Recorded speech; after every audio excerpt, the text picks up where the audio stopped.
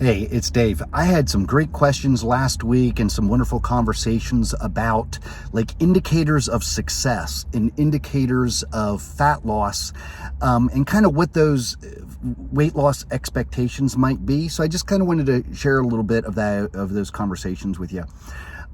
First of all, there are lots of indicators of our success. And, obviously it's real quick and easy to go to the scale to see if the scale moved. But I'll tell you, that's just one indicator and not always a very good indicator. But let's talk about that first. For me, I do weigh myself every day. I don't recommend that for everybody, but I like to do it every day because I can kind of look at the week or the month as an average and not so much get kind of caught up into what the scale says every week and those types of things. So I really look at it as an average. Also, it's a little bit of an experiment for me.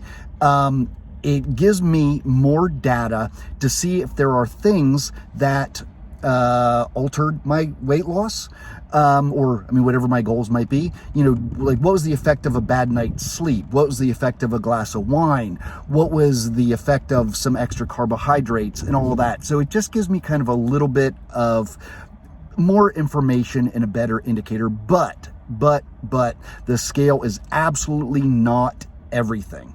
Okay. One more point regarding the scale though, regarding like kind of expectations. Normally we can expect to lose about 1% of our entire mass each week. Okay. So, and now it's going to be a little bit less the leaner you are, but in general, that's a kind of a pretty good rule of thumb. A 200-pound person should lose about 2 pounds of fat per week if they're very diligent. A 300-pound person should lose about 300 pounds of fat per week.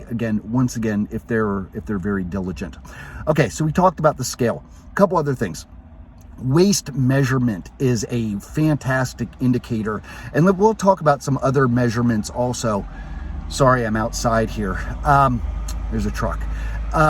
Waist measurement is a wonderful indicator because when you measure right around your belly button, there is not much else there. We have fat, we have our innards, and we have a spine. That's about it. So you should see a pretty significant change, if your goal is fat loss, around your belly button measurement. I was real pleased. I lost a 1/4 inch of fat around my belly button this past week, and that's a pretty big number for me. Normally, if we can lose about an inch around our waist a month, that's pretty good. You're doing a good job there. I know a lot of people will take other measurements also, and I think that's good, but you probably won't see as much of a change. For example, women taking hip measurements, you're not going to see quite as much of a change even if you lose a lot of body fat. The reason is the distance from your hip bone to your hip bone will stay static.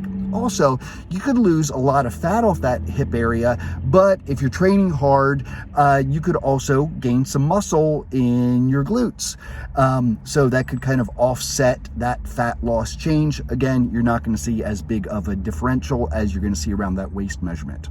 Some other big indicators though, sleep. How well are you sleeping? And there's something that we don't talk about enough. How are you feeling? And I know both these are, especially like how are you feeling? That's pretty subjective. I think sleep is not so subjective because I do kind of log my sleep every night with my Fitbit. But that is another big indicator of success and something that we should probably be taking a better look at. How about energy level? Okay, what's your energy level and what's your gym energy level? Quite frankly, there are several areas that I kind of log every week, and I have a little scale in my head from 1 to 5, 1 being kind of the worst and 5 being the most. And every week I log my sleep and how do I feel and my macro compliance and my energy levels and my gym energy levels. And I think those are all really important indicators of how you're performing and how your nutrition's going. I know for me, if I've been like dieting for a long time, my non-gym energy will absolutely go in the toilet. I mean, I can just feel it. My gym energy I can usually keep up, but that non-gym energy can really drop, and it's something that you want to be aware of. And it's a problem of, especially for chronic dieters. I know for me, when I feel that happening, that's when I take a diet break, and we got to bring those calories back up so we can start kind of working on that next level of goals, if you will. So anyway, bottom line, there's lots of good indicators. Don't just be relegated upon one of them. It's not just about the scale. Consider the scale, one indicator, but consider your waist measurement, other measurements, how you're sleeping, how you're feeling. That should be really number one. Let's just feel good. All the other stuff will happen. And again, energy levels, both gym and not gym. Hope that helps give you a little insight. If you have any questions, need some help with your nutrition or workout program, drop me a note. See ya.